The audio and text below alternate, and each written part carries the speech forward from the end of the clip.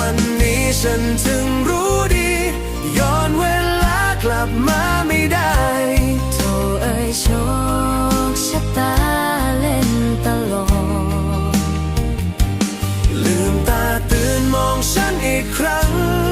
จะบรรเลงเพลงให้เธอฟังให้เหมือนเคยดัง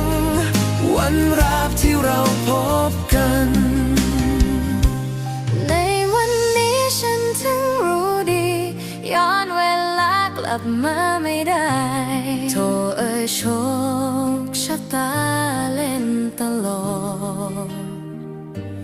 ลืมตาตื่นมองฉันอีกครั้งจะบรรเลงเพลงให้เธอฟังให้เหมือนเคยดังวันราบที่เราพบกัน